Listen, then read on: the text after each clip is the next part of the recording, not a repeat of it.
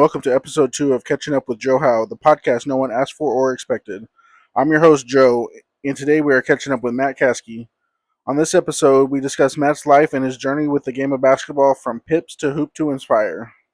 It's gonna be fun, man. It's a fun project. Yeah, awkward. Yeah, Awkward starting it out, but it always is, man. I'll get better as I go. And So is coaching.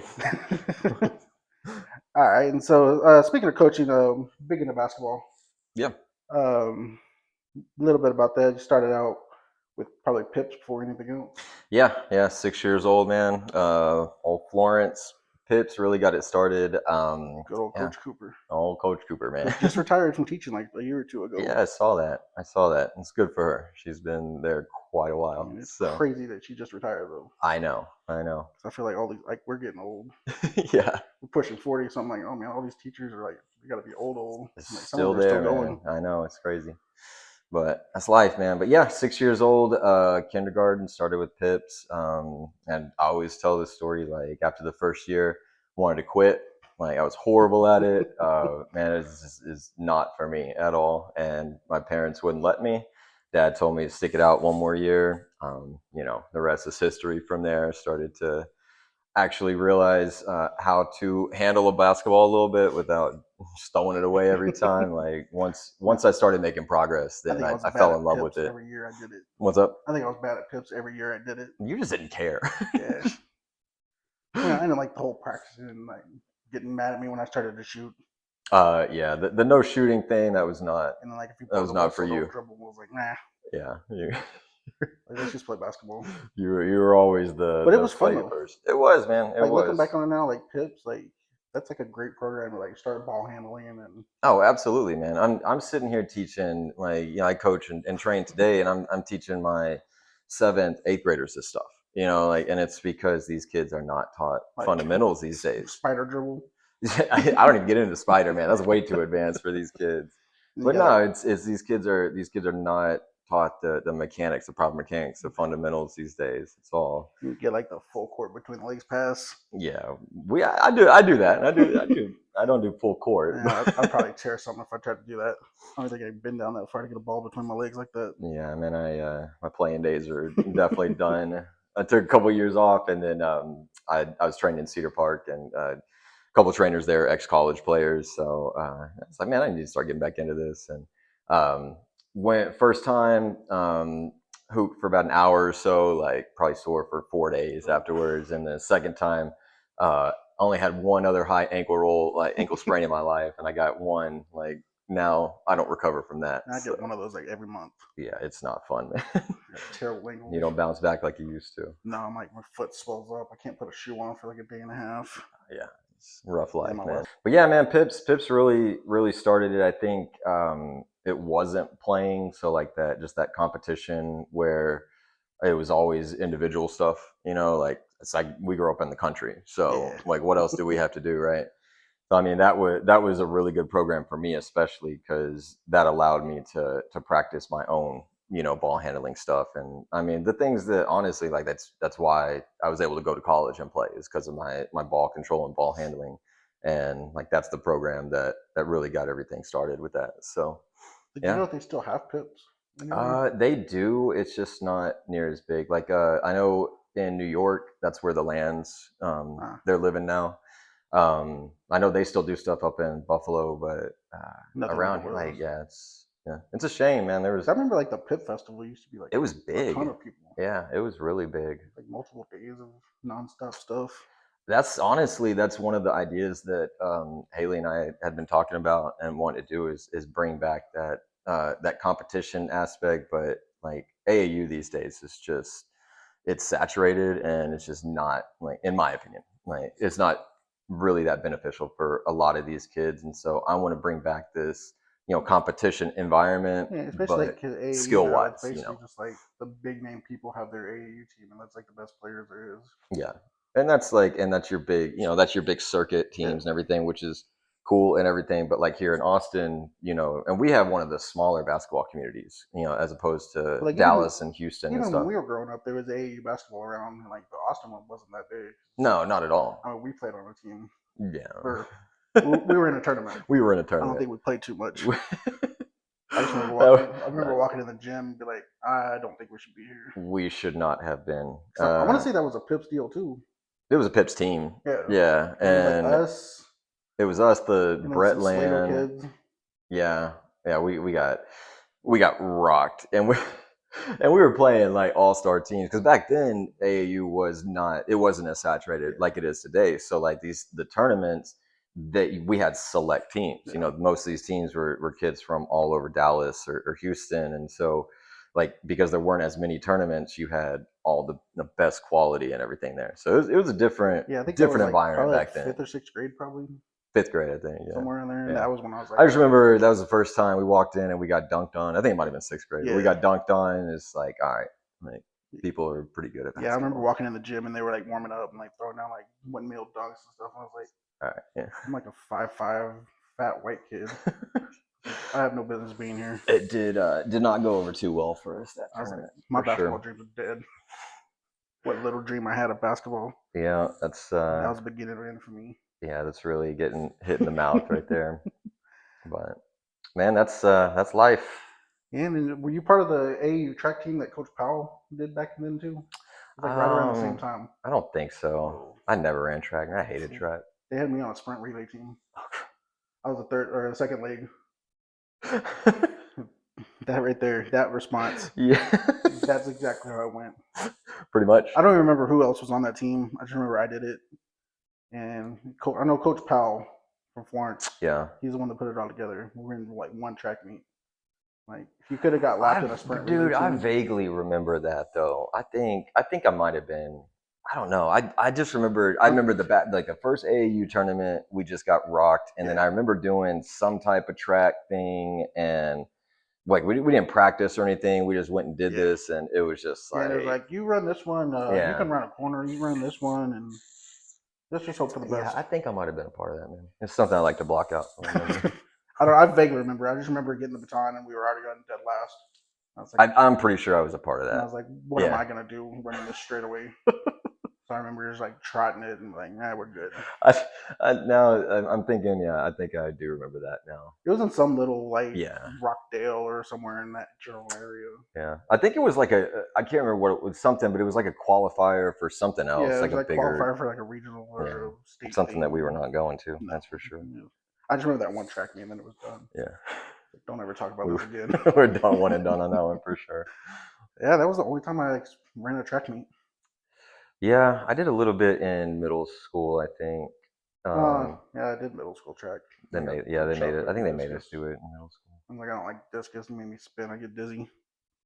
Yeah, they tried to make me do pole vault, I think. It's like, nah. It was always weird back in the day. They just didn't want you doing anything. Well, Salado, like by the time I got there, they just didn't want you doing anything besides football, and they wouldn't let you play basketball during football season.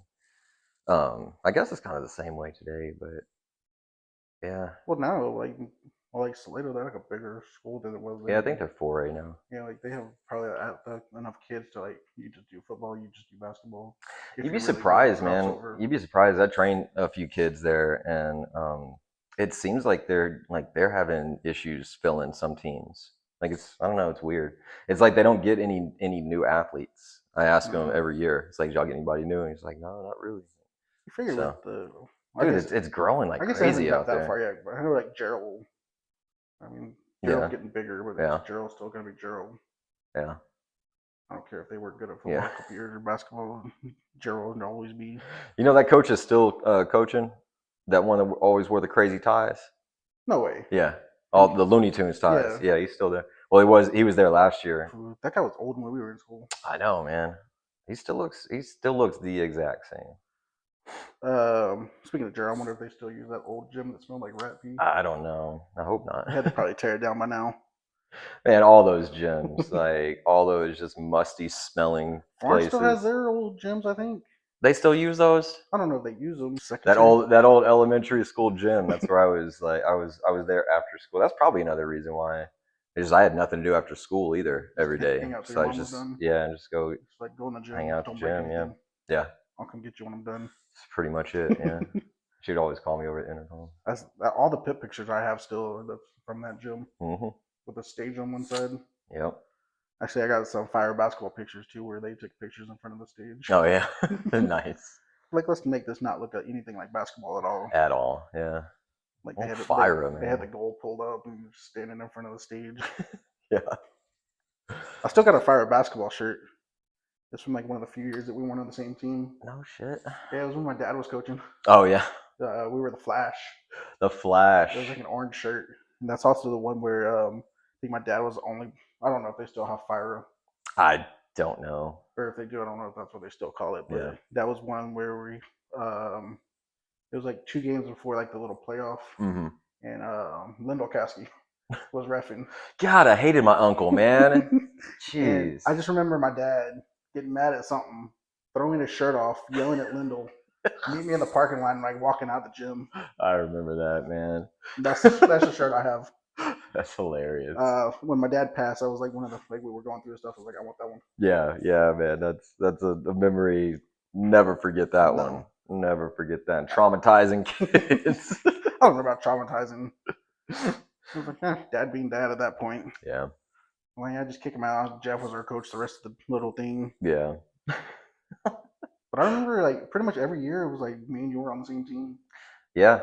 It worked out like that until what was it, the last year? No, because the last year it was it was me and you that beat we were 5th graders, and we beat Andy Hefner and somebody else's 6th grade team.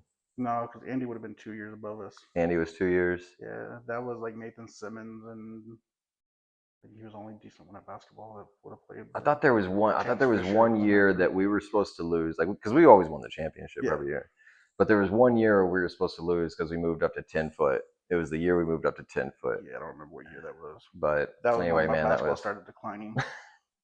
8-foot goal. I was good. 8-foot goal, you were rocking it, man. Like, I had the Steph Curry range before Steph Curry. That's true, yeah. I was just pulling out. They didn't even count threes on fire. You had the goals with like the huge rims that were.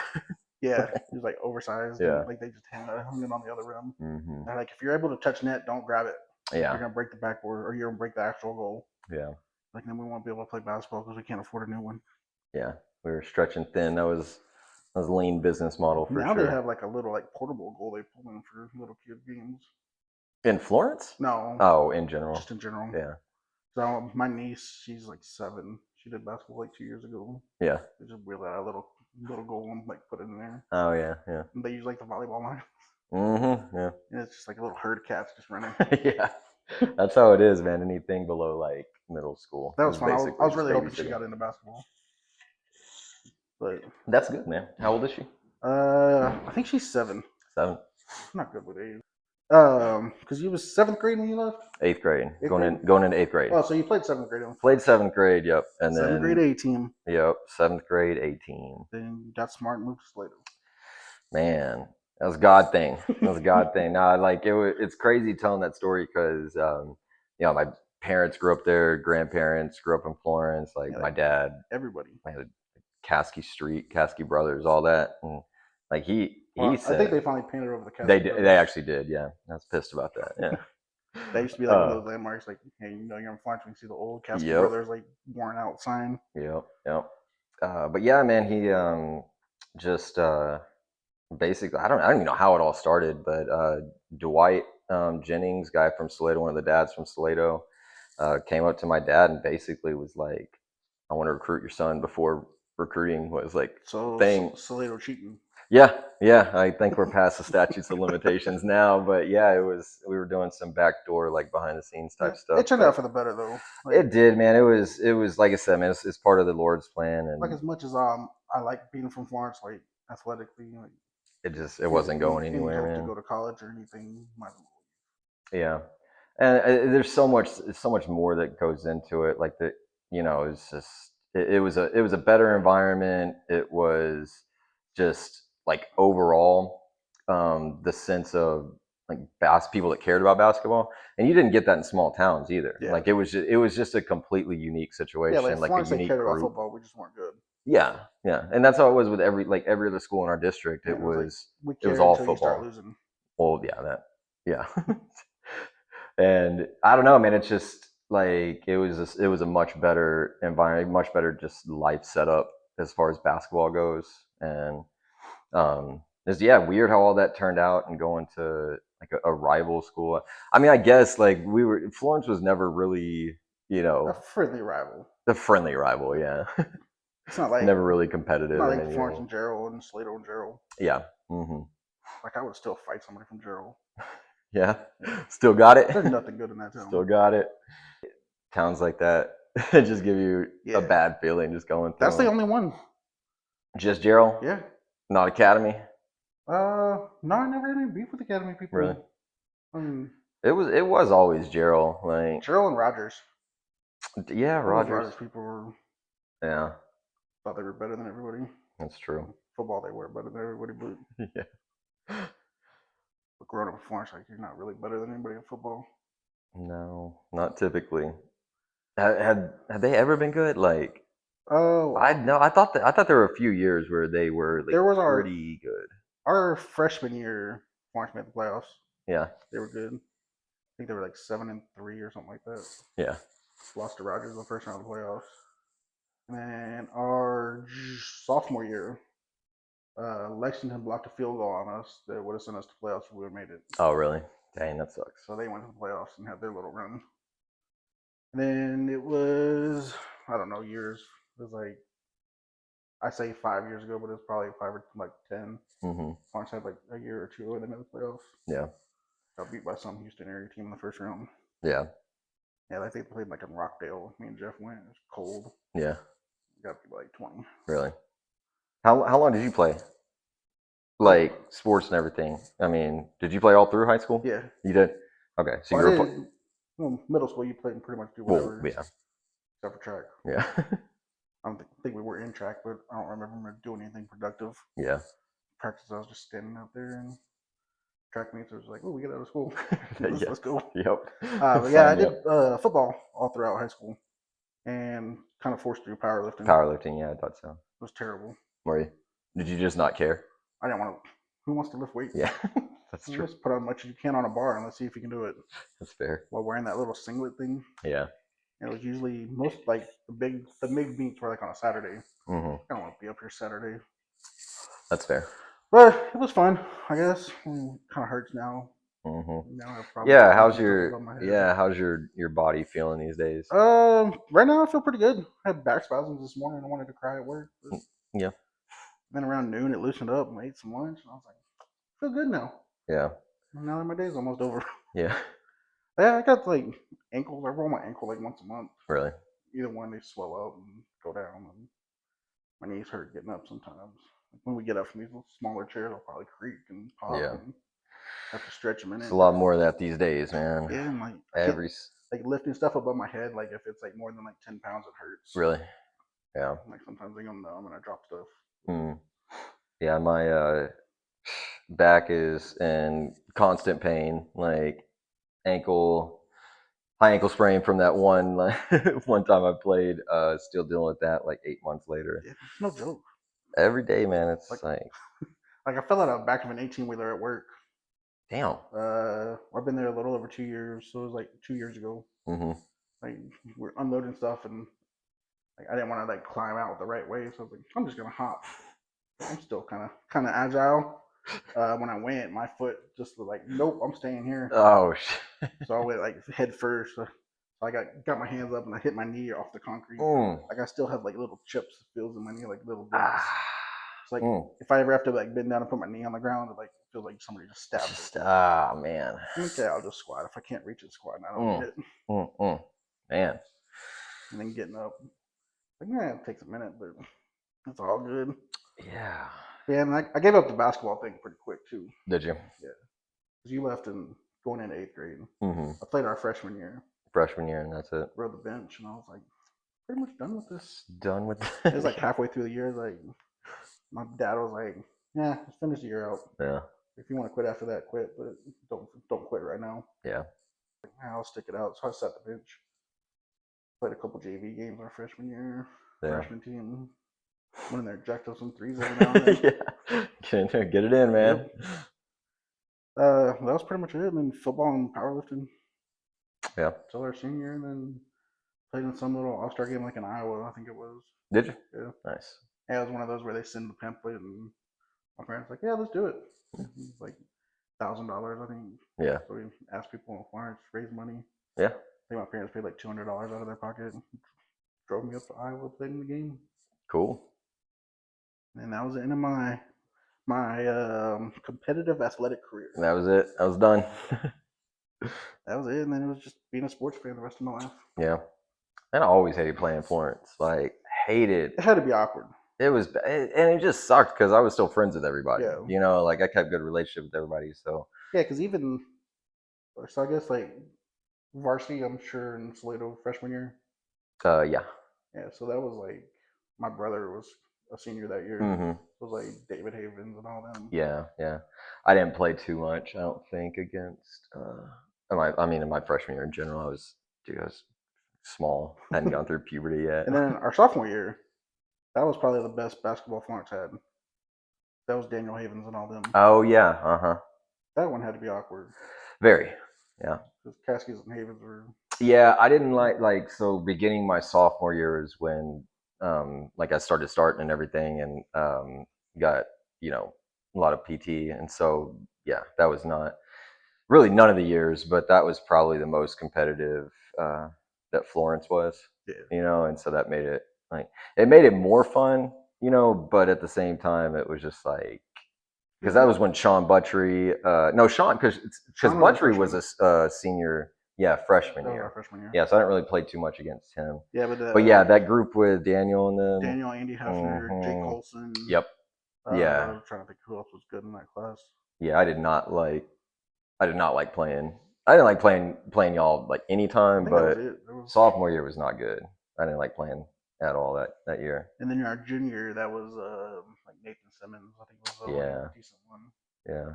And then our class was playing there. Tyler, John, Shane. Yeah, I remember my senior year. I didn't play against y'all the first time because I broke my foot, and then after Christmas, that was like I think my second game back or something. And I remember because I had a screw put in my foot, and man, it was so painful coming back. Like when I started playing, like actually started playing in games and everything afterwards, it like I was literally in tears, man. It was that painful, but. I remember that. I think it was my second game back, and that was a painful emotional game and a painful just physical game. I never had good games against Florence ever. Like that was always, and Coach Long and I would always have conversations. Yeah, because I remember as good as Salado was, like the Florence game was usually. I mean, the end score probably wasn't that close, but like it was competitive. It was. I mean, it was always like a 10 to 15 point game until probably the fourth quarter or so. Until y'all made that little run and there was like a 20, 30 point game. Yeah. But no, man, because really, it wasn't just me. Like we had a lot of friends between, the Salado and Florence team in general. Well, yeah, because like Devin and then the class above us was like Ben, was it Nathan Grigsby? Nathan Grigsby, Josh Wright. Yeah, all those guys. So. Yeah, because like all of us did like little kid baseball playing against each other. Yeah. Yeah, because that's where the Salado, like Florence, like friendship happened. Salado, Bartlett, Gerald, Granger was in it too. Yeah. Academy. You say Holland? Holland was in it. I forgot about them. Mm-hmm. Yeah, and so the Salado group with Nick Everett. Mm-hmm. Well, traveled that Salado team with Nick Everett and like Joseph Shoemate. That's where my dad and Ronnie became friends. Like there, so I guess the whole connection. I hadn't thought about that. Yeah, the connection started with t-ball and like baseball and everything. And then I guess that's why Dwight felt comfortable. Yeah, like at that time, because I was what, late 90s. Shit, man, no, that was mid 90s, early 90s. Because we were born in '86. Oh, yeah, you're right. Yeah, man, we're old. Like we're old. We're not that old yet. Haven't hit 40. I'm about to, man. We're about to. Still got a whole year. When's your birthday? You're a little bit older than me, November. Right? Oh, okay. You're a month. Month younger. Yeah, younger. Month younger. Yeah. Yeah, because it was always mine and then yours. I like couldn't remember if it was end of yours and October mine. or something like that. October 9th, yeah. Or early October. Yeah. Yeah, and I'm like right around Thanksgiving. Mm-hmm. That's We right. had a year and a couple months. Yeah. Yeah. Enjoy our 30s while we can. Right. It's downhill after that. Nah, man, nah. Apparently, you become a man at 40. You ask Mike Gundy. Oh, okay. Yeah, that's true. I quoted him the other day. I can't remember why, but when Jeff turned 40, I sent him that video. Yeah. I was like, "Congratulations, you're officially a man." Oh, Gundy, man. That's all I'm looking forward to about turning 40. Getting that video? Yeah. Yeah. I'm just gonna watch it over and over all day. Hit it on repeat. Yeah. Yep. Yeah. Put it on a loop. Stare at the mirror like I'm a man. But yeah, those times in Florence were good growing up. Yeah. Because technically we didn't grow up in Florence. No, we were outside. You grew up in the middle of nowhere. Yeah. Like literally nothing. It was Florence, nothing, and ice. Yeah, and you grew up in the nothing part. I grew up in the nothing there's still part. A house or something there. There is, yeah. They turned it into a subdivision, actually. Oh, is it really? Yeah. So my grandpa owned I think 80 something acres out there, and then they just subdivided it out. Oh. So it was actually like little plots of land for my dad and then my uncles. So we had all our family that lived out there, and then they just sold it off. Yep, sold it off, plotted it out, man. Because I went down there, I don't know how long ago it was, a month or two. Mm-hmm. Funeral in Georgetown, so I think I'm gonna run to Florence and go see if Chevron's still open and see if they still got pizza. Yeah. There's something about that old greasy pizza from the Florence Chevron that was good. Yeah. They didn't have any pizza. It was a waste of a trip. No pizza. I was mad. That sucks, man. Which most of my trips revolve around food. But yeah, so I drove by there and I was like, oh, there's still something out there because you can see like a house or something from the road where y'all used to live. Yep. Yep. They got it all plotted out, man. I know the house we grew up in is no longer. Some guy that owns pretty much all of Vandyce now bought it, and there's a different house there. I remember. I can't. How long ago was that? Do you remember? Whenever they tore y'all's house down. My dad's been gone like 12 years, I think. So probably like 15 years. 15. Okay.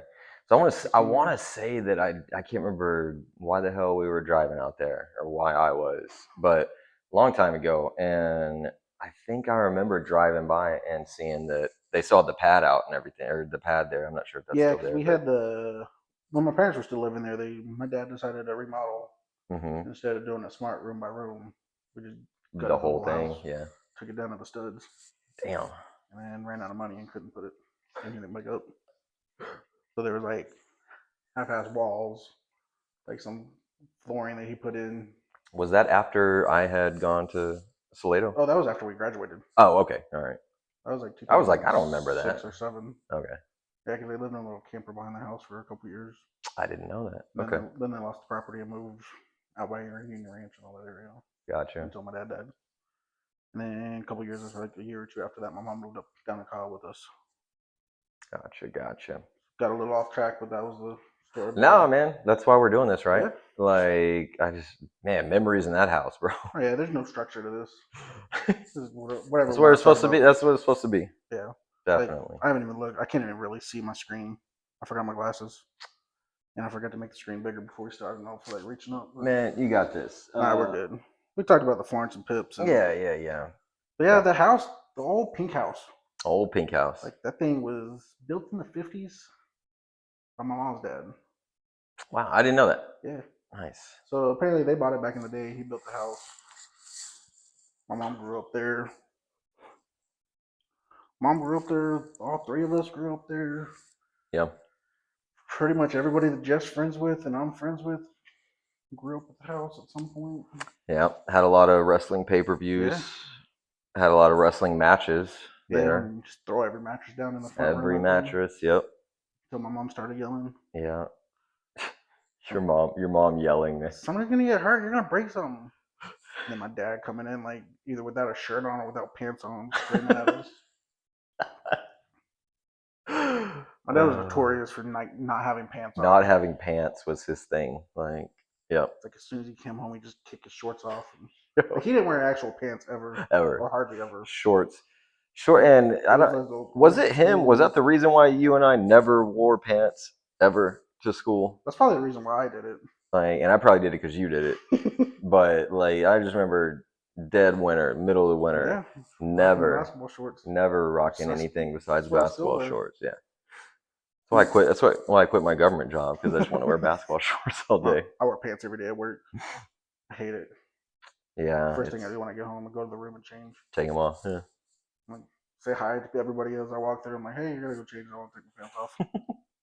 Or like, I'll talk to my wife like on the way home, and she's like, oh, how was your day? I was like, I'm just ready to go home, take my pants off. Just take my pants off. That's it. And shoes. I hate wearing shoes. You don't like shoes? Oh. Never like wearing tennis shoes. Any sandals? Crocs? Sandals. They holding up? They're holding up. Okay. Wear them almost every day. Or I wear them every day because I wear them to work and then change them to my work shoes. Gotta go with steel toe shoes. Yeah. Found a pair of Reeboks that are light. Yeah? They're like lighter than basketball shoes. Nice. Or old school basketball shoes. I was about to say. I guess basketball shoes are light now. Like super, I think. Cool. Like Jordans when we were in school. Jordans, yeah, they weren't very light. They were not. They were stylish. But they're lighter than those. Yeah. And it's little steel toe. I kind of can rock these. They're like $100. Yeah. And that's pretty much it. Other than that, I'm in sandals or barefoot. That's the way to go, man. I don't go barefoot too often anymore. Yeah. My feet are too old for that. Yeah. I can't really walk barefoot. I don't know, man. My body's sensitive to things. Like even with sandals, like if I go over rocks and stuff, I'm like, oh, that's a bad idea. Yeah. Body's not what it used to be. No, it's not. It's really not, man. But yeah, and then like growing up in the pink house, we had that basketball goal in the back. Oh man, we had epic battles on that thing. My dad poured the slab. Yeah. And put the goal in, so I doubt it was straight. Probably not. And it was literally probably like 6-7 feet wide. I was about to say, man, we had no room on that thing. Yeah. Probably smaller than that. No.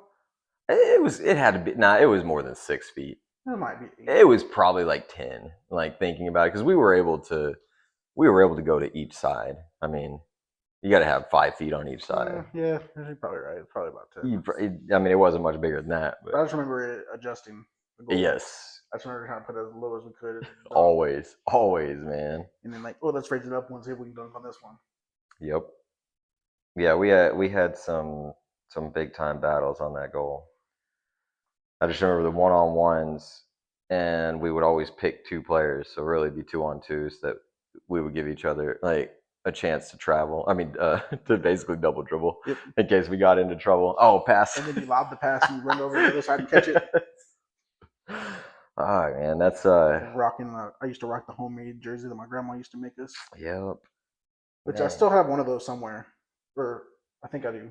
I found it in a box not too long ago and go through my mom's stuff. Really? Yeah, it was like I guess it's faded, but it looked like a pink shirt and like those old school like fuzzy iron-on letters. Yep. Like the early '90s. Like Chicago one said 23 and had Jordan on the back. Yeah. Then we had a Magic Johnson one too. Man. I think we threw those away. I don't keep anything anymore. You don't? I got like 2 boxes. If it's not electronics, it's in the shed and it's like 1 or 2 boxes. And that's all my stuff. Yeah. Every time I've moved throughout my life, I just get rid of everything. Get rid of everything. It's what we were wanting to do this time when we moved, just downsize. We did the same thing because Haley and I lived out in Salado, like out in the country for a little bit. And so, dude, we had so much stuff whenever we moved to Temple. But Temple still like had a backyard and shed and everything like that. And then we moved once the tornado destroyed the house. We moved to was Temple the one with the tornado? Yeah.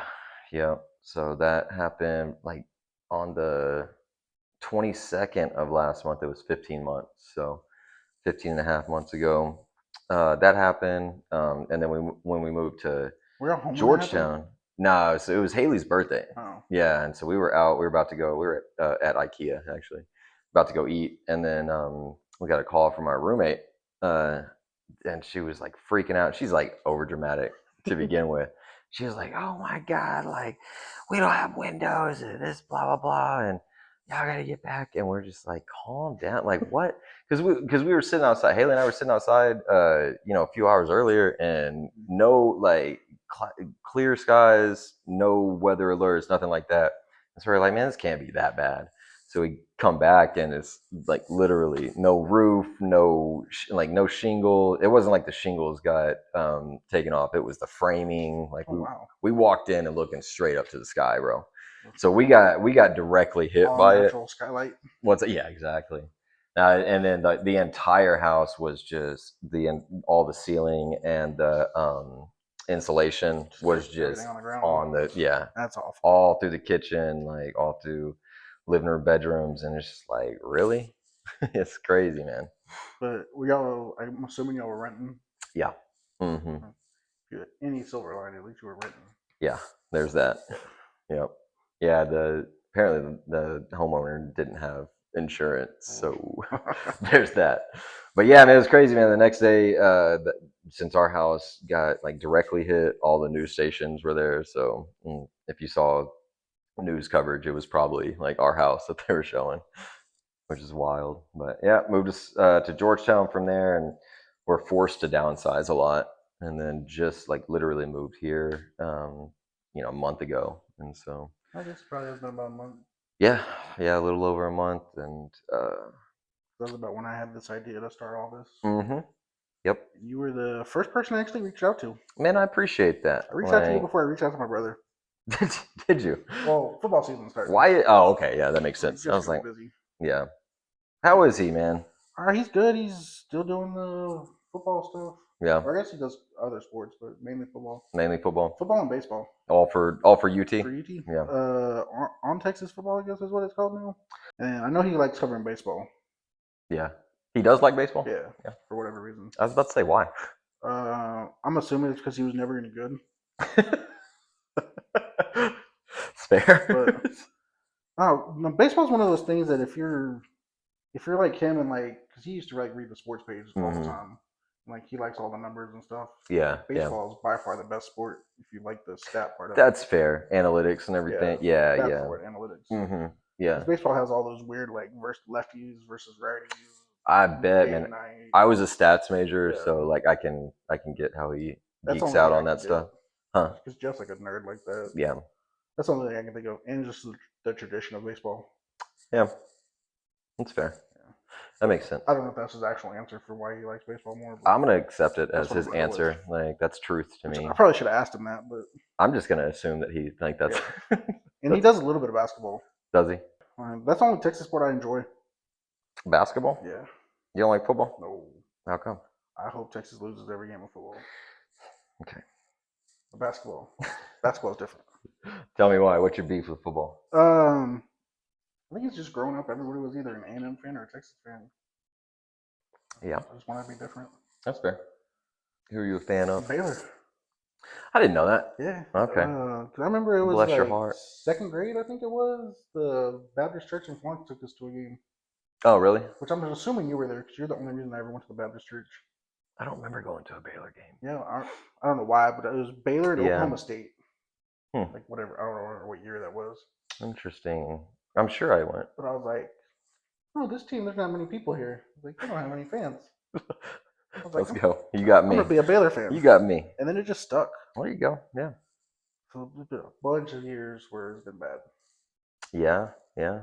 You've had a rough life, man. Yeah, but then they had that little... No, they did. They had the little run that people don't like to talk about anymore.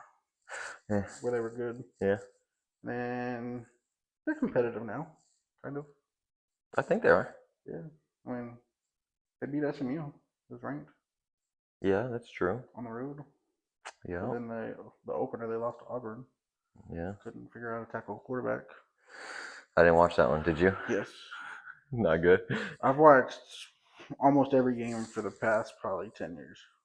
Oh, yeah. Yeah, basically ever since like ESPN started doing like the ESPN. How do you handle crappy games, man? Like I'm probably the weirdest sports fan. Like I could care less if they win or lose. Okay. I mean, I would like them to win. Yeah. Like when they lose, I don't get mad. Yeah.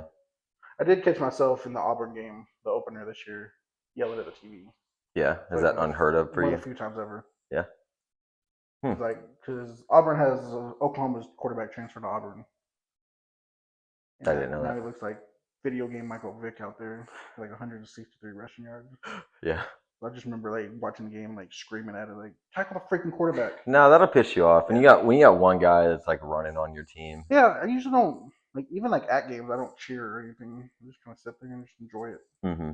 We were, I don't want to say every year, but every other year we go to a game, pretty much. Yeah. I mean, it's not real fun driving to Waco. Yeah. Yeah. I mean, it's close, but and the only good thing about going to Waco is stopping to eat at George's when you're there. George's, yep. But other than that, like, there's no reason to go to Waco. That's fair, yeah.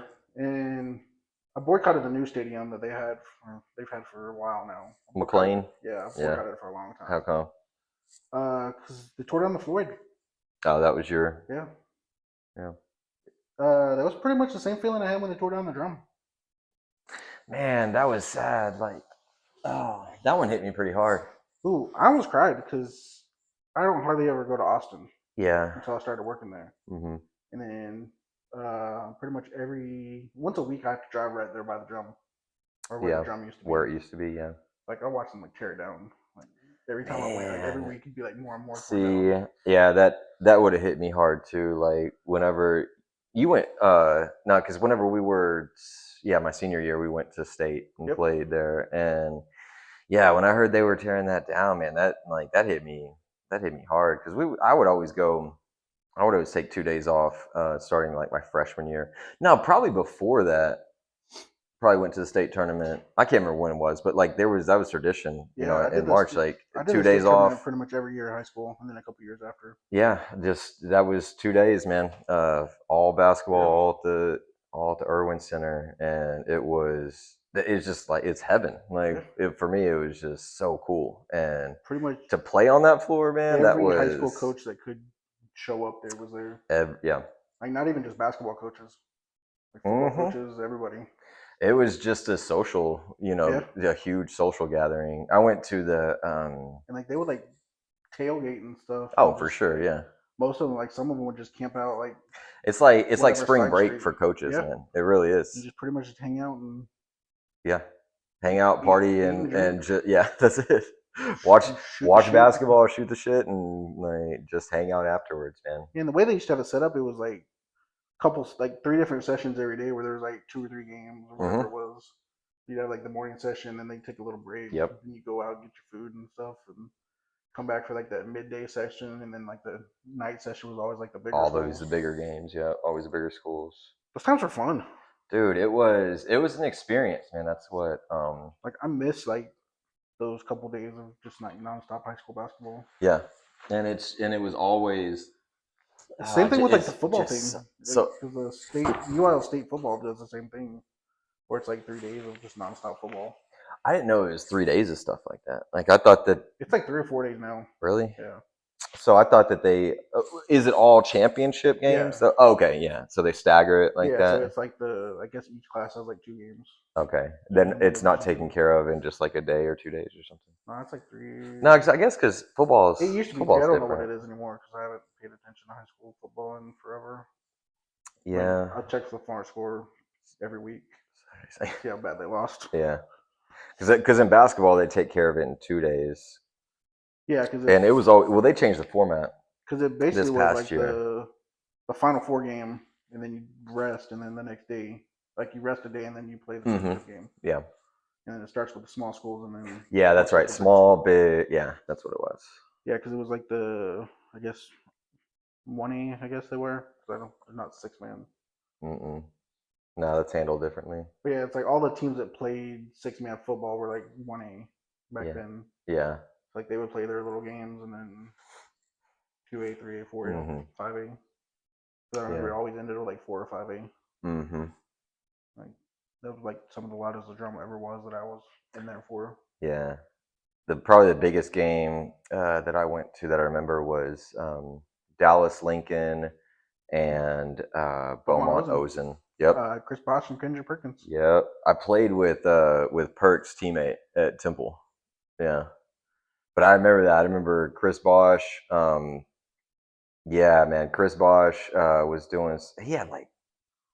He was so good in high school. 30 something. Yeah, both of them had like 30 something. But I just remember his left hand just fadeaway Like three, Chris hit Bosh, step you could tell back. that dude was going to be in the NBA. Yeah. Good. hmm And Perk, man, he seemed like a lot more agile. Yeah, but Whenever I was watching, like I just remember that for some reason, like he was just he was so much quicker in yeah, high because school. growing up in Beaumont, what can you actually do? Yeah, that's true. I just did basketball all the time. There's not much going on out there. Yeah, then you got to the NBA and like, oh, I got money. hmm Yeah. Let's just be an enforcer. Yeah, I was never a Kendrick Perkins fan. Like, I'm glad like Chris Bosh made him his bitch. And, like, I think it was a semifinal game. It was. No. It was the finals. Was it the finals? It was the finals. Yeah. I don't ever remember. Yeah.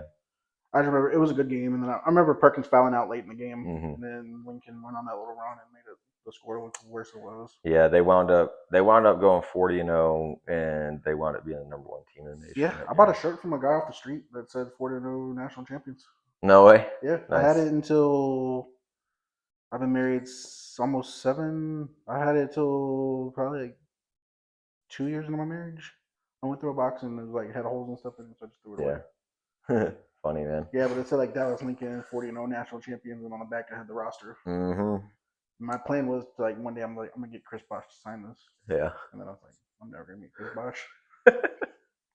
But yeah, those times were fun. And then like me and Jeff talked about this San Antonio John Jay game. I don't remember who they were playing. Dude hits like a 3/4 court shot to win the state championship. I remember, to win it. Yep. That was by far the remember loudest that. Ever was that. Like when I was inside. Dude. Because I remember I was sitting in the upper deck for that one. Yep. I just remember the whole like upper deck just rocking. Mm-hmm. I just remember thinking like this place is gonna collapse. Dude, I remember that shot. Yep. I think that was the only shot that kid hit the whole state. It was. It was the only one. I remember that. But hey, if you're gonna make one, make it a heave to win the state tournament. Bro, yeah. Oh. Like that's gotta be an awesome feeling as an athlete. Dude, there's no other feeling. Like hitting the last second shot in general, but like if that's your, especially because like the drum was pretty full. Like it was almost maxed out. Yeah. And like just like I can imagine like being on the court and like hearing the eruption. Yeah. No other feeling. No other feeling. That's like especially like at the drum. Mm-hmm. To win any type of like, well, the thing is like any type of championship game. I mean, because like the emotions. That's the coolest thing about the state tournament is just seeing and feeling the emotion of the athletes, because you work so hard. Like probably 99% of those kids, that's the last time they'll be on the court doing anything. Yep. Other than like rec league. And so yeah, you got the few that are. I was thinking about this the other day. It's crazy. I think whenever our in 2005, whenever I graduated, I think the number was like 2% of athletes or whatever go on to play it at the collegiate level. And it's like, you're right, man. Like so many of these kids, man, this is literally the last time that I'm gonna put. I remember that feeling in football. Like I remember like I don't remember a lot from like plays and stuff. Mm-hmm. But like I remember like the last like couple plays like I ever played in football. Yep.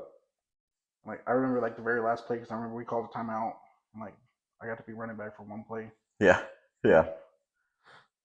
It's memories, man. Like that's like I still remember like the actual feeling. Like as soon as I heard the like siren go off for the clock, I'm like shit, I'm never gonna play football ever again in my life. Yep. I was like, this is pretty much all I've done since 7th grade. It's a weird feeling.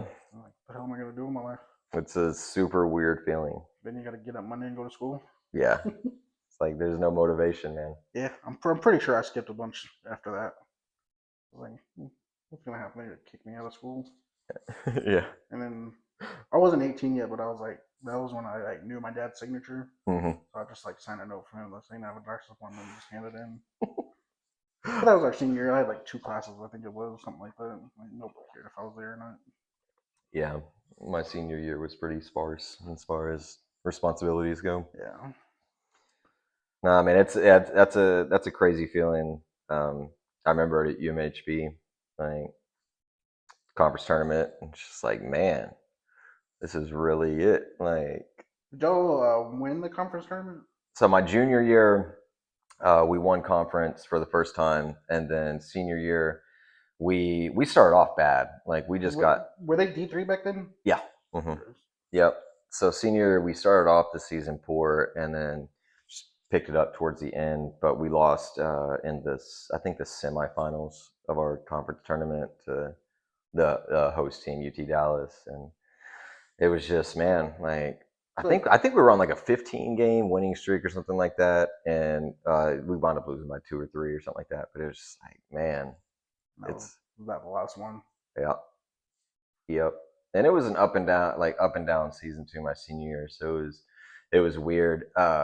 Junior year was, coming out of TC, and first year that we won conference at UMHB, and a then couple of y'all that went to Temple ended up. 3 of us, yeah. It was me, J Wag, and D Ray all went there. And I was actually going to go to UT and just like I broke my left foot in high school, Salado, and then my sophomore year at TC, before halfway through the season, I broke my right foot. Same thing, same outside bone, same Jones fracture, and I like wasn't gonna be able to play again. So I was like, man, fuck it. Like, I'm just gonna go apply to UT. Got in there and was just gonna do that. And then J Wag decided to go to UMHB, and then D Ray decided to go. And I was like, you know what? I started going to some open gyms, and like that type of play, that type of it was much more like Salado. Like TC, we were the highest scoring team in the nation, so scoring 100 points, but like no defense, no fundamentals, no structure. The 1 or 2 games I went to when y'all played at Temple, like the final score was like 130 or something like that. Dude, they're fun. They're fun to it's fun to score a lot. Yeah, yeah, entertaining for sure. But for me, like I'm not that type. I was never a street baller. Like I always had to be in a structured environment, and so it's really weird. My basketball career is kind of crazy. Like Salado, we were all focused on defense, right? Like we were just gritty and just grinding team, and we held teams to like 35 points a game, something like that, and then get to TC, and then we score 100, and then like we're wanting to shoot within 6 seconds of the shot clock, and then we get to UMHB, and he goes back to fundamentally sound, like hard nosed, blue collar defense type of environment, and like that's what I thrive in. But it was crazy the type of development I got, playing at TC, because I come from Salado 2A school, like, and then I get to TC, and I'm like the only white person there, and I'm the only kid that doesn't come from a at that time it would have been 4 and 5A, but now it would be 5 and 6A schools, so I'm coming from a 2A school, and I always tell the story, man. The first day that I get there, like we all, I think this was before school even started. All the athletes get there, a couple weeks before, and we just have open gym out there, just running back and forth. Like, got some teammates that came together from San Antonio. Some of these guys know each other, but first time we're playing open gym, and Jason Wagner, man, probably the most athletic guy that I've ever played with. He's about 5'11", right under 6 foot, my height, but just like a ball of muscle, And I'm sitting there, I'm guarding some guy at the volleyball line, throws it up just towards the rim, and I'm like, man, crazy. J-Wag jumps from outside the block, grabs this thing, windmills it, and then just throws it down. And I'm like, holy crap, man! Like, what have I gotten myself into right now? Like once you like think about it, like the JUCO level of athletes, like it's crazy. It was D1 athletes that like growing up is like you either went to like D1, which is like Texas and all them, like, or you weren't good and like you just managed to make a team somewhere. Like then you like look at like D1, then D2, D3, then you're like JUCO, then NAIA. So you're like, they can't be that good. Yeah, JUCO, no joke, man. And once you start like paying attention to the actual like sport wise of it, like any sport, like JUCO sports is just crazy. Well, JUCO is like when NIL came in to the college scene. Like it was just the Wild West. And then like the Last Chance U series on Netflix really, I guess, helped people realize like what JUCO actually is. I watched a little bit of that. I never followed. I need to go back and watch like all of that. But JUCO is basketball one too. Do they? Yeah. Okay, I need to go back and watch that because I think it's like 2 seasons. They follow I think it's like East LA Community College, something like that. Some school in LA. Man, JUCO is by far, like, no, hands down, most talented group of guys I've ever played with. And it is, for the most part, like, it's a lot of just D1 guys that couldn't make the grades, and that's it. Because JUCO, back in the day, and things are changing so much these days. I don't even keep up with it, but I know JUCO doesn't even like count against your collegiate eligibility anymore, which is crazy. Did they pass that like They did, fully? like, apparently they. I don't know. I don't know. So I know that was a big thing because the quarterback from Vanderbilt, Uh-huh. he played JUCO, and then I think his path was JUCO, and then he went to New Mexico or New Mexico State, and then went to Vanderbilt. Yeah. And last year was supposed to be his last year, but he Mm-hmm. basically sued and said that JUCO shouldn't count because he couldn't make money on his name and his likeness. Yeah, it's this is So a they weird time. passed something, so now he's playing this year. Yeah, so they did. I know I don't know if it was just in Texas or what, but I know that at some point it's got to be nationwide. But yeah, JUCO, they did pass it to where yeah, your first 2 years don't count That's against. crazy. It's wild, man, So because basically, now you can have a kid if you're good enough, or I guess if you're a big enough program, you can like stash away a kid at JUCO, oh, 100%.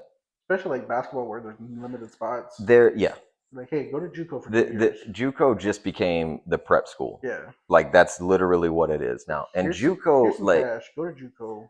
so When these guys JUCO, graduate, you can come in here. see, whenever like we were back in our day, JUCO, you could offer scholarships. So yeah, I know, right? Like it's whatever, man. I've accepted that. I'm just gonna say back in the day, Get off back my in my lawn. day. I've turned into my parents, like literally turned into my parents.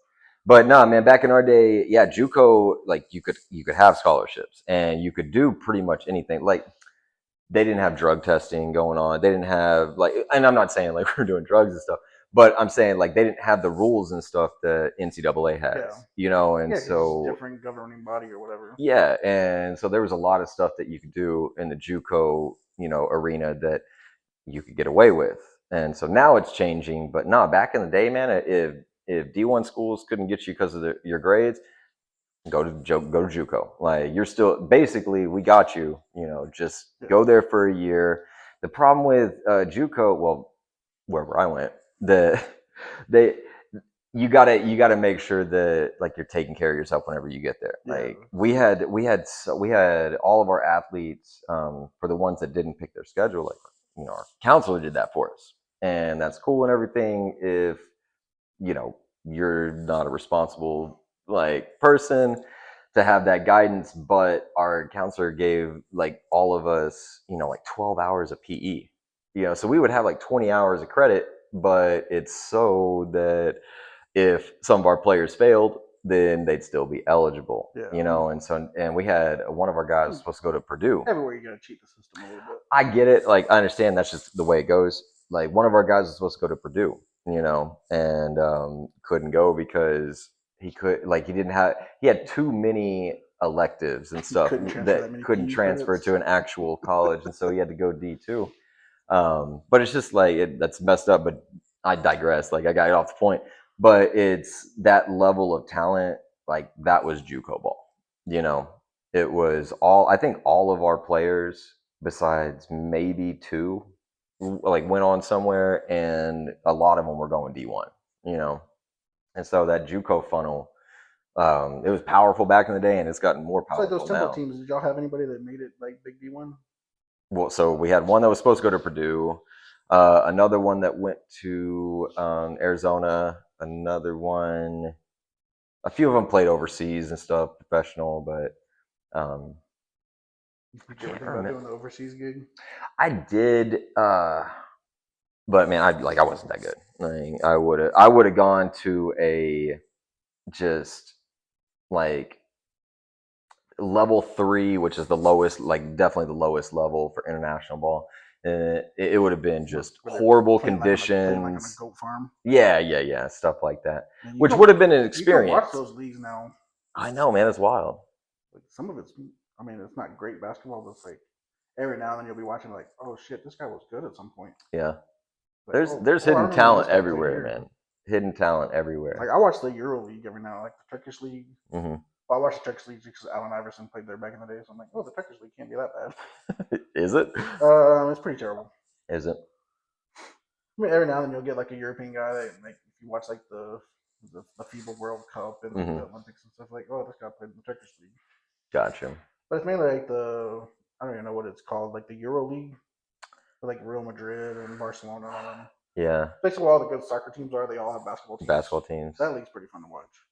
Yeah. So that's where you get all like the like Spanish guys that aren't good enough to be in the NBA. Yeah.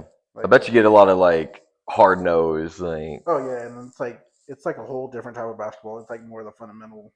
It's like the Spurs old logic. Yeah.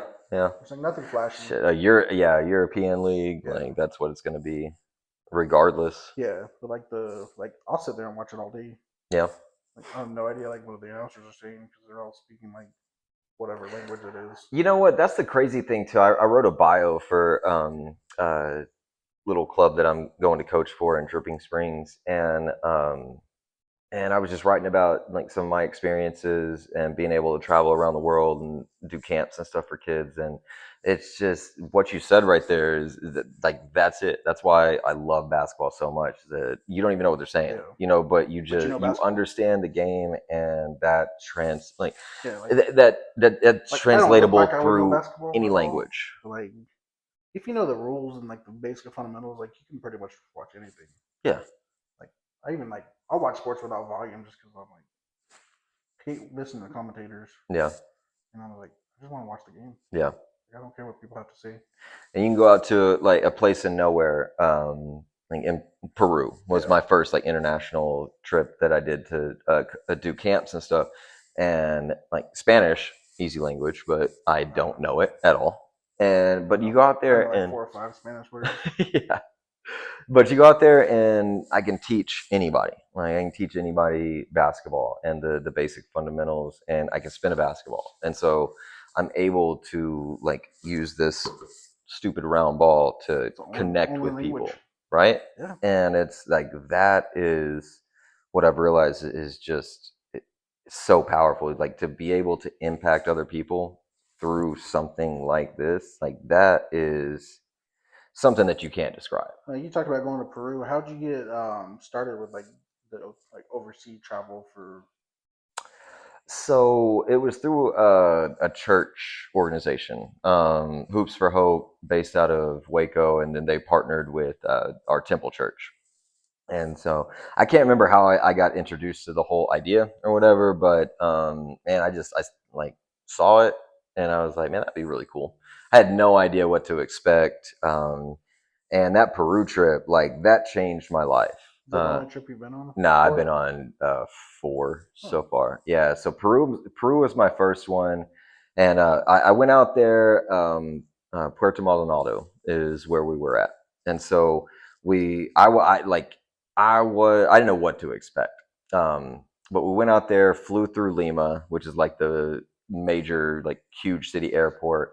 And then we get on a plane, transfer onto a plane that looks like the plane from Blow, little small plane, like we're like one of those little crop duster planes. Yeah, basically. I mean, it's a little bit bigger than that, but basically we're flying into Did you ever watch that movie? The Jungle. Air Up There, the old basketball movie. Yes, yeah. Like one of those like plane was like duct taped together, like falling apart. That's what it felt like, man. That's what it felt like. So we fly into this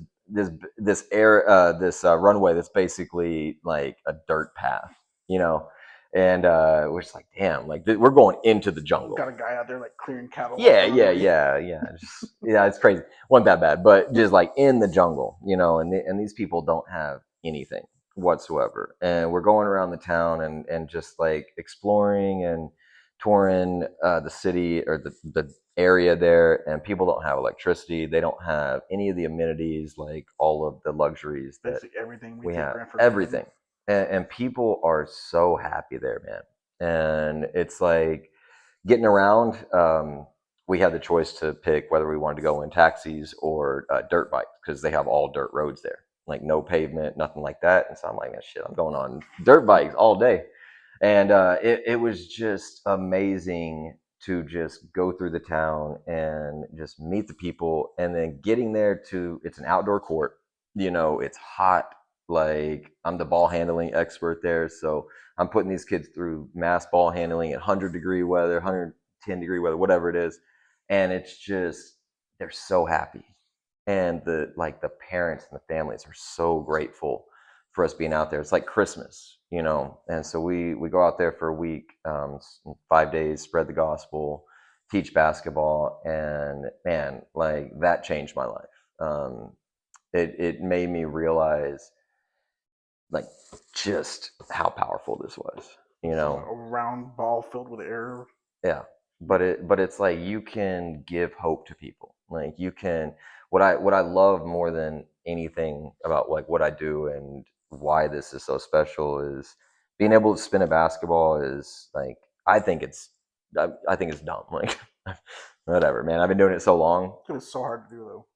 But that's the thing is that like I've forgotten what it feels like to not be able to do it and then do it, right? And so, and that's why back in the day, I still don't remember what it was like. Like, I don't remember the time when, because I mean, you go through stages where you can get it on your finger for a second and then 2 seconds. I remember like the whole pip thing. I remember it was like started on your finger. It was like somebody like spinning it for you. You just hold your finger.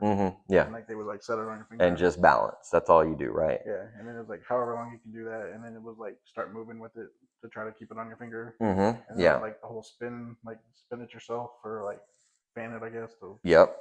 That was when I was like, I'm done. Yeah. I mean, every time I hit it, it's falling. And that's like really tough to master, right? And then it was like the whole you can spin it on your thumb. I was like, oh, that's cool. Yeah. Like that looks cooler. And then I was like, oh, same issue. Yeah. Yeah. But it's like showing kids what that feels like, like, and I always get them to try and spin it first and can't do it. I'm like, I'm gonna show you something cool.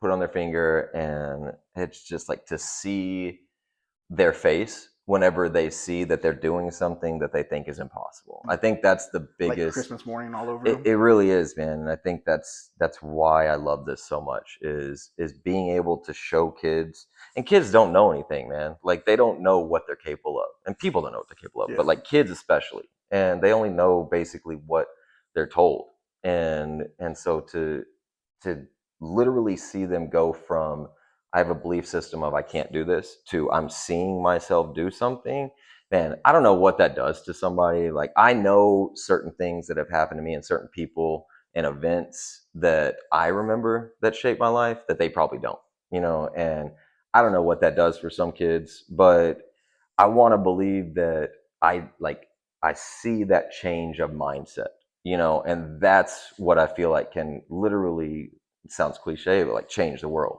Well, if you get like at least like one kid like I never could do that, now I can do that. What else can I do? That's it. Like, and that's to me, that's what is so important right there. Because I've gone through just stages in my life, like so many ups and downs, and so many times where you just feel helpless and you feel like you're not capable of anything and you're not accomplishing, what you want to accomplish, and you're not fulfilling what you want to fulfill. And it's just like that one something happens, and then you just get a ray of hope, right? And that's in your case. You said you did the government job, and now you're doing basketball stuff. Yeah, man, and it's a lot of little things, but there are certain times where I remember specifically where I'm like, oh damn, and one of them was like watching Robin Douglas. She was one of the first people that I saw that could spin 10 basketballs, and she showed me a couple of things, and she did the same thing with me, and she showed me and told me a few things that just resonated with me. She's the one that Pips used to have come in, right? Yep. Yeah, she was it. And look her up. Like she's still doing that stuff today, man. It's crazy. She's got to be like 60-ish, 50s. Yeah, she's getting up there, man. She still does push-ups on balls though, and that's crazy. All that, but like she had that impact. She has no idea who I am. Like no idea, no clue. But she has no idea how much she impacted me, and so I want to feel like I've got that type of lasting impact on some kids. This is off topic, but I wonder if she does like halftime shows still. She does, yeah, for sure. That's awesome. Yeah, she goes on like morning shows and all kinds of stuff, man. She's big time. So you could be the Texas version of her. Yeah, it's becoming more mainstream these days, but I'm gonna serve my purpose where I serve my purpose. I've been struggling with that for a while now, just trying to figure out what I'm supposed to be doing. So is this what you're doing like full time now? I'm a trainer, like I'm a skills trainer. So I was in the government work for 10 years. And then during our busy season, I actually had the opportunity to go to Kosovo for 10 days to go out there for a cultural exchange program. And I told my supervisor, I'm like, hey man, like this is something that like I feel like I got to do. And he was like, you know the rules, like you can't take time off during year end. And I'm like, This one of those. I'll show you. I can take time off.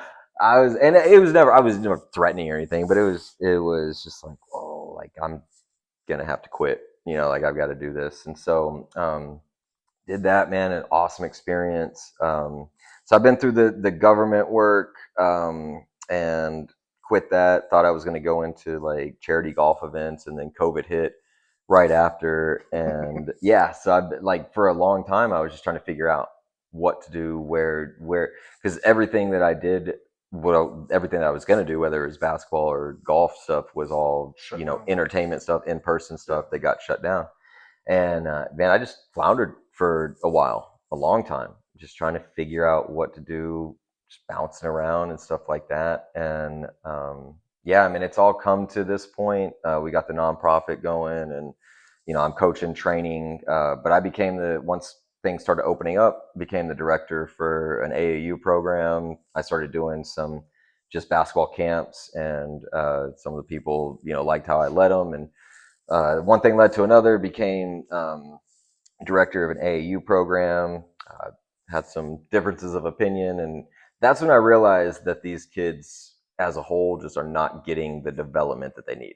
Yeah, AAU sports just in general from the outside looking in looks terrible. It's bad, man. It's a lot of it, and not everything, but a lot of people get into it as just a money grab type of thing. And it's a business. I get it, totally get it. Like you got to run it. Yeah, but at some and point, it can be very successful, but these kids are not getting what they need. the kids are the ones that are dealing with all the bad stuff about it. Yeah. So anyway, man, not to get into that. That's a whole different podcast topic right there. But yeah, I mean, we can have you on again. Just talk how bad. Let's go. Yeah, I'm on. Let's vent. Let's vent for an hour. But no, I mean, I'd stepped down as director last around Thanksgiving, November, right before we went to Mexico. And from there, I just started focusing on skill development, skill training. Like as a point guard and somebody that's short, like I had to find the cheat codes in basketball. I had to do all the little things. And so my attention to detail and everything, I love doing just development training, because these kids just don't get it, and they don't realize how much little things can make such a big difference. Like just understanding small things can make you so much more of an effective player. Yeah, it's like with anything with sports, like any little small detail will give you some type of advantage. Exactly. Most of the time you're not going to be like the best athlete on the floor. Yeah. The tallest, the fastest. Mm-hmm. You got to have those little, I call it cheating, but cheat codes, the intangibles, little advantages. Yeah, and it's always the intangibles, man. It's always IQ stuff. It's always just understanding situations and stuff like that. And so I'm good at that, or so I've been told. And so I started focusing on that, and just on the business side, I knew that there was more that could be accomplished with my entertainment stuff. With making an impact on the community and the just people around me. I felt that there was more. And so honestly, man, that's kind of where we're at right now. We got the nonprofit, the 501c3 certified for Make a Difference Sports, and just figuring out how to use that to just impact people, just use basketball to change as many lives as possible. Like I've seen on the socials where you're doing like football camps and stuff. Is that all through that nonprofit? That's not through mine. I'm partnered with just a few different organizations. So that organization is really cool. Ali, shout out to Ali. Bam Fam Foundation. I tell anybody watches this, but they will, man. You're gonna blow up. Nah, man. Bam Fam Foundation is a really cool organization. Got connected with Ali through Chris Clack, actually. UT basketball guy is my guy. And one of the Texas greats. Yeah, man. Him and Reggie Freeman, good friends with both of those guys. But no, he introduced me to Ollie. He started Bam Fam with actually Cedric Benson, the late Cedric, and Birdman, and so Chris Anderson. No. Yeah. I was like Birdman, like the rapper. No. Birdman. No, Chris Anderson played for Denver, and I can't remember where else. But He played for Denver. Played for the or not the Pelicans. No, they were the Hornets then. New Orleans. Yeah. Yeah. So anyway, like those three started this thing, but he's so actually from Texas. Anderson. Yeah, he's from like the Houston area. Is he really? I didn't know Yeah, that. he went to JUCO somewhere in Texas. I didn't know that. Okay. Don't ask me why I know that. Dude, I'm sure you're full of just. He played for the Heat too. Heat, that's who it was. Yes, that's what I was thinking of. So that was his main team, and I then think he was on the Heat right around the LeBron era. He was, yeah. He played with That was LeBron, I after think. the Denver era. Mm-hmm. Yeah, so him, Ollie, and Ollie was a football agent for like 20 years or something. So they put on camps, free camps, and now they started doing paid camps. But every single camp is associated with a professional athlete, which is pretty cool. So got involved doing those types of camps, and honestly, I love being in those types of environments. You're out there like trying to spin a basketball, dribble the basketball, run around football. Oh yeah. I bring the basketball to the football field every time. You throw the football cleats on. I do. Yeah. I look the part. While I'm in my role, I play my role. You gotta make sure you don't slip. Exactly. Yeah. You can't wear basketball shoes out there. No, for those things, I do. All of us coaches have to do stations, so I do like just footwork reaction type of stations for that. But no, man, I always get a basketball spinning with whatever athletes there. But it's cool, man. Like I'd like being a part of those environments, those organizations that allow me to, use this stupid skill that I have to impact other people. Like that's for especially me. Kids. And kids are like I've seen the like little videos and pictures you post. Like kids look so happy when you're like spinning whatever. Dude, and that's it right there. Like these kids haven't been, and I'm not political. I'm not anything like that. But like these kids have not been contaminated by just the world in general. They're by life, man. And it's just they see things for what it is. Yeah, like the innocence is yes, man, and it's refreshing to be around that. It's refreshing to just see kids be in an environment and just soaking it in and having fun, and then again, like with what I get to do and like show them things they didn't think they could do, like that, man. That's what life is about, bro. Well, it's gotta be a really good feeling. I love it. All I do is deliver sausage, man. But you make people feel good. You got to think about it in that way, bro. It's just a job. I don't care. Well, it pays my bills. I hear you. This is my fun part now. Well, there you go, man. Like, tell me about this. Tell me what it feels like to do this. So this is gonna be the second one with somebody. Mm-hmm. It's fun. Like I thought it was gonna be awkward. Yeah. Like, I mean, I pay attention to the camera a little bit, but it's not like I'm focused. Like, oh yeah, I haven't really looked at that at all. That's fine. Like, I'm just worried that like I accidentally hit the button. Oh yeah. I got you. Ago. Yeah. But no, dude, it's fun. Never thought I would like sit down and like talk to people. Yeah. Like, never really a talker. Yeah. I mean, there's parts like growing up where I was probably talking when I probably shouldn't. Like, I'm sure I was an asshole to most people growing up, but I don't think so, man. But like it got to the point like in high school where I was like, I'm just gonna shut up and just be here. Yeah. And that's pretty much where it's been. And then get married, and my wife randomly has like, oh, I bet you could be good at this, and it's like, no, it's a terrible idea. And then it's like, well, maybe it's not that bad of an idea. And then started looking it up, and I was like, hey, let's do it. Man, I love it. And then I was like, hard part is gonna be getting people to actually commit to doing it. Yeah. Like, everybody I know is like Round Rock, like north. Yeah. Like nobody wants to go to Kyle. I was like, I told my wife, I was like, hey, this project's gonna probably cost us some gas money. She's like, okay. Like that's why we work. Yeah. But yeah. So then here we are. Number 2, almost in the books. Man, I love it.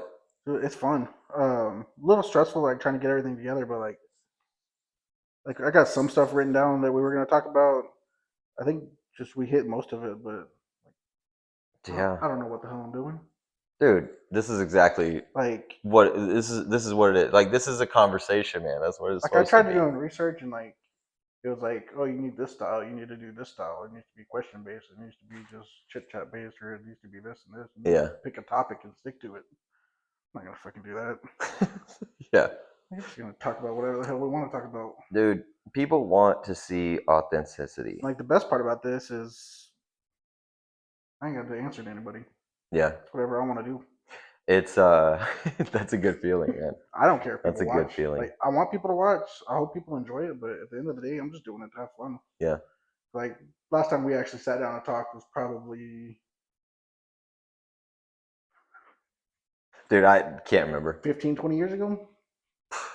Probably maybe longer than that, man, to be honest with you, because like think about it. I left whenever 8th grade, which is probably what, like, I don't know, 13, something like 14, Sure. whatever it is. So I would say probably like 2 or 3 years after that. Yeah, cause we hung out a little bit, and then like you started doing the like being real good at basketball. I was more focused on the football, and then it was like, yeah, man, it had to be 20 years, bro. Like, yeah, cause we've been out last year. The last graduating class was 20 years, cause we had our 20-year reunion. dude, it would have been 20. It would have been around 20 years. Yeah. Man, that's crazy. So this is by far the longest we've like sat down and chatted. Dude, yeah, for And sure. like, I feel like we haven't missed a beat. Not at all, man. That's a crazy thing too. It's because Like that's what I'm hoping for out of this mainly. Just well, and I don't want to just sit at the house and do nothing. yeah, I mean, yeah, because usually it's like normal routine: go to work, come home, put some shorts on, play with my cats, yeah, play some video games before the wife gets home, eat dinner, maybe do a little project or probably play video games, feed the cats, go to bed, yeah, get up and do it again. yeah. And then just stuck in the rut, and then I was like, she gave me that idea, and I was like, fuck it, let's do it. Dude, I love it. I love it. And then so I did the woodworking stuff too during COVID. Mm-hmm.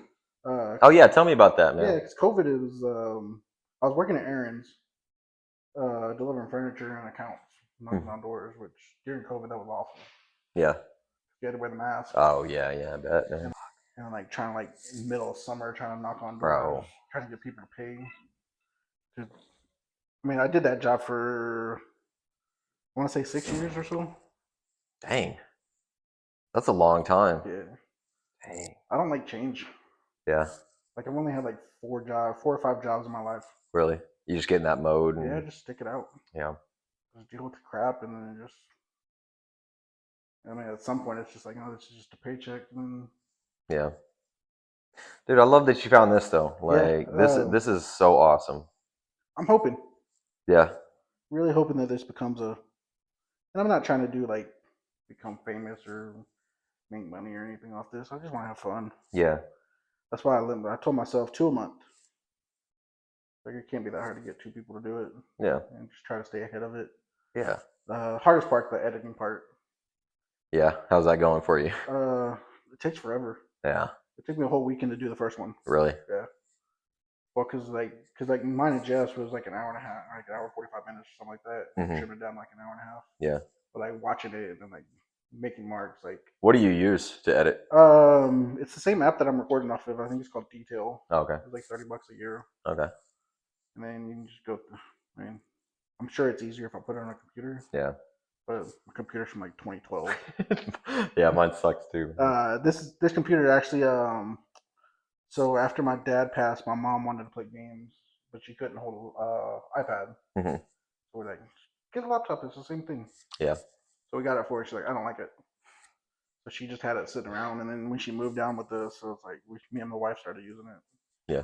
I'm like, I don't care that it's old. It works, right? Yeah, it turns on. Like I haven't charged it. It's still at like 40%. Yeah. The USBs, there's one that doesn't work. I had to mark with a permanent marker. Yeah. Make sure I don't plug anything in there, but it fires up. It still connects to the internet. There you go. I don't know what else it can do. I just use it for the Word app. Yeah. That's all you need it for. Yeah. Word app, and then that's pretty much it. I connect it to the internet of the house to give it an update every now and then. Yeah. Which at some point, I'm sure it's going to stop doing updates because every Apple product does that. At some point, yeah. But that would be the day that I just start writing stuff down. Yeah. I'm not going to buy a computer. Yeah. Too expensive. They are, man. I might try to go to like pawn shop and get me like a used like iPad or something just to do notes on. Yeah. I usually just put everything on my phone, but can't record and look at my phone, which I don't know why I write notes. I don't even read them anyway. I do the same thing, man. It's pointless. Like I did like 3/4 of a page of notes. Mm-hmm. It took me like 2 days to do it. Did it? Yeah, because I would like write stuff down. I'm like, oh, this would be a good question to ask them. I was like, I'm not gonna ask them that. That's stupid. I do the same thing, man. That's I've my problem got with pretty much everything though. Is like I've noticed it. The older I get, like I'll try to like if I do something that's like constructed or not constructed. I don't know what the right wording is. Where there's like steps you have to do. yeah. It's like if it's not perfect, I have to go back and start over. Oh yeah. I got you. I call it my selective OCD. Yeah. I don't know what it's actually called. That's a good word for it. And then it gets to the point where I get like mad at myself. Mm-hmm. Like try to beat myself down. Yeah. This shit is not fun anymore. So yeah. I just walk away and then come back. And that's why it took me forever to pull the trigger on. I have probably not as intense as you, but I've got that same thing. Like and it's like little things like, oh, that's supposed to be over here, but it's over here right now. Yeah. And it's like at the weirdest times, like Christmas was a big one that happened. Like I almost like broke down. I was like, I can't do it. Really? Yeah, we were putting lights on the tree. Oh, really? And then trying to like do the lights, it took us forever. And then putting the ornaments on. Mm-hmm. Like Haley's the same way. I got like halfway through, and I'm like, oh no, there's two colors that are close together. I can't do it. Yeah. You know, so I took everything off and I did it again. And after like fourth time, I looked at my wall. I was like, I can't do it. You have to. Yeah. It's like, oh, you're not gonna like it. I was like, I don't care. I was like, I'm done. Haley gets that same way sometimes about things, and It's never happened before until you're particular about things. Probably right around COVID when I started doing the woodworking stuff. Yeah. And that's when I noticed it because I was like trying to make cuts and like. Oh, I bet. Off. Yeah. Like or put something together and man, it's crooked. Yeah. Or like, oh, this little bit of paint came on this side and now I gotta throw it away. Yeah. Because I started doing flags the very first thing I started. I was like, I don't know what I was doing. I think I was watching like TikTok videos or something.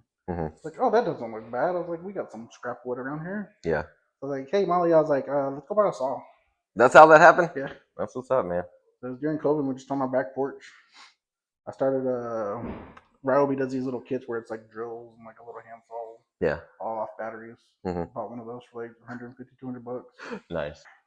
Yeah. So got the saw kit, got that going in COVID. Yeah, we got it going. Got some tables from Aaron's for free to use as work tables. Oh yeah, nice. And just like I watched a video where it was making flags, and I was like, that can't be bad. Yeah. So I was like, what the hell? I was like, I don't know what I'm doing, but I'm gonna cut some stuff. Yeah. And then that's when I realized I was like, it's gotta be like perfect. So I like looked up like what the dimensions on the flag is supposed to be if it's this big, and so I got all that down and started making flags. I sold a couple of them. Yeah. I mean, I threw away a lot more than I sold. Yeah. But I didn't throw away. Like just like sand them down and redo them. Mm-hmm. Cause like that's when I was like finished. Like, oh, that star's crooked, or yeah, this little bit of stain got in this. I bet that was grueling for you. That was when I really noticed about my selective OCD. Mm-hmm. It was like, have you always had it? No, really. I could care less about stuff usually. Yeah. But then like when I started doing like that, I was like, this might be an issue. And my wife's like, go to the doctor. I was like, fuck that. I'm not gonna pay somebody to tell me there's stuff wrong with me. I was like, I'll just figure out how to deal with it. Yeah. So then me dealing with it was just stop for a week or so and then go back to it. Yeah. That worked? Yeah. So far. I mean, I haven't done the wood stuff in a while just because now we bought a shed, no electricity out there. So I have to run an extension cord. I'm like, that's too hot. Yeah. So, but we'll see. I have the whole shed set up. I got all my saws and stuff like in spots and like bolted down, and yeah, got more scrap wood than I probably need out there.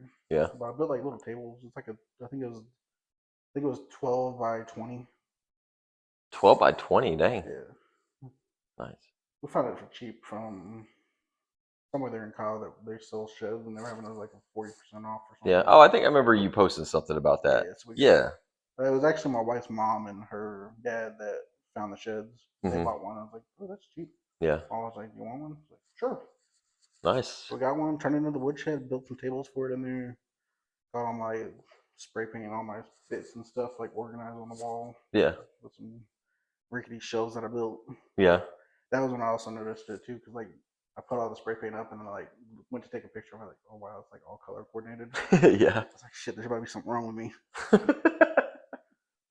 It's not bad enough where I'm like gonna go to a doctor and I'll just deal with it. Yeah. It's funny. Like it's not funny in the moment, but then like afterward, I'm like, Yeah. It's never funny in the yeah. moment. Like when I like took the picture of the spray paint, like when I realized it, I took it to the wife. I was like, hey, look at this. She's like, oh, you organized it by color. I was like, I didn't mean to. It didn't mean Like, it just happened. just happened. And like that's the same thing. Like when I build something, I show it to her. Mm-hmm. She's like, oh, that looks good. I'm like, look at this, this, and this. Like, stop picking out the bad stuff. Yeah, yeah. That's like, it's not good enough. You can't overlook it though, man. If it's you, you can't overlook it. Yeah, and she's like, that's the whole thing about homemade. It's supposed to have imperfections. Like, yeah, but if people are giving me money, I want it to be perfect. Yeah. Quality, man. But that's why I can't do that for a living. Yeah. That was like the number one thing. I was like, I'll never be able to sell anything. Yeah. Like even now, I feel bad for like charging people for stuff. Really? Yeah, like I made flags. I think they were like 2 feet by like 13 inches. Mm-hmm. For $60 or $80. Really? Well, not a lot, but I'm like, oh, is it really worth it? Yeah, yeah. How long does it take you to make them? Depends on how focused I am. Yeah. Like if that's all I'm focused on and I don't have the TV on, mm-hmm. That was my biggest mistake. I put a TV. Dude, yep, yep. It's a downfall. And it's like now in the shed, the TV's close enough to the house that it picks up the Wi-Fi. Mm-hmm. So I just like stream whatever. Yeah. Like I got some support of it on, so I'll start doing stuff like stop and look. Yep. But now, if I sit down, I can finish a flag in a day. Okay. It's just the gluing part of it takes a while. Yeah. Which I realize I have to have 2 projects going, so when I get to the gluing part, I can go do something else, or I just sit there and stare at it and just want it to dry quick. Yeah. And that's when I start messing with stuff. I'm like, oh, if I heat the glue up, maybe it'll spread and dry faster. Yeah. Always think about different alternatives to make it better. Or I'm like, oh, if I do this to it, and I'm like, no, and then I end up messing stuff up. Yep.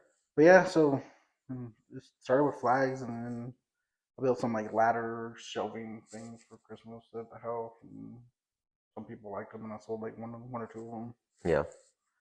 It's just little things that all started just to give me something to do. Yeah. Thinking this is. Yeah.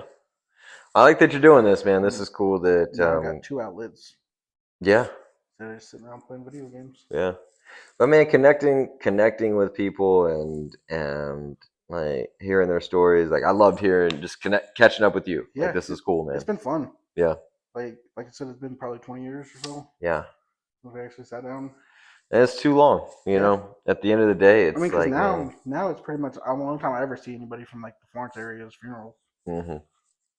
So I don't live there obviously, but most people I know probably don't live there anymore either. Yeah. Just funerals, we start seeing each other. But yeah, that's part of the whole deal about this is just being around people more. Yeah. Like just hearing their not that exciting on most people's stories, just hearing their story.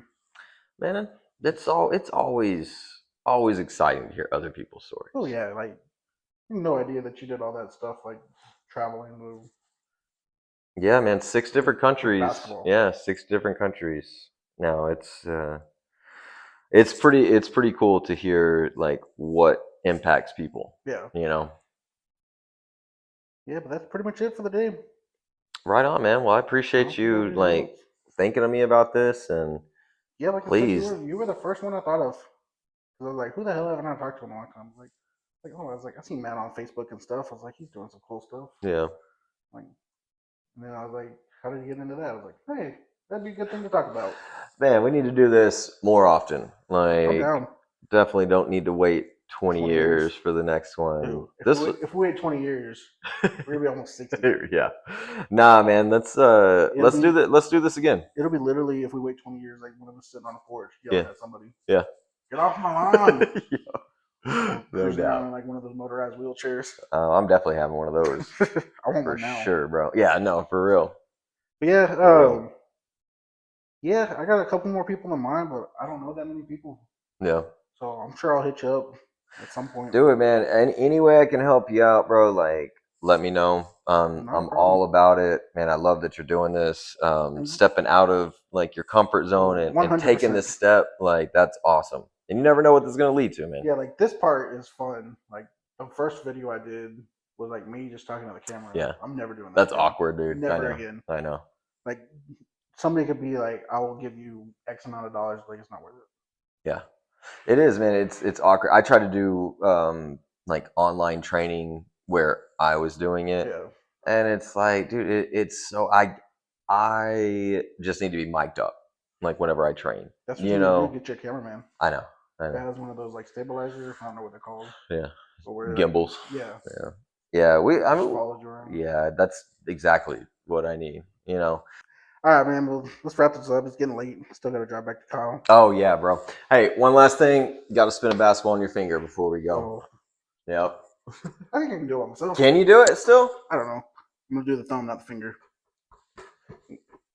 Oh, okay. You got it. I get a little bit it. on the finger. All right. Well, I still got to do it on you just because. Oh. Get my hand out of your way. All right. Ready? There we go. It's a good way to end it. That's all we have for you today. Thank you, Matt, for joining me. And you can follow Matt on Instagram at Hoop2Inspire. And remember to check out our Instagram page at Catching Up with Joe Howe for details on our next show. Until then, I'm Joe, and thank you for catching up with me.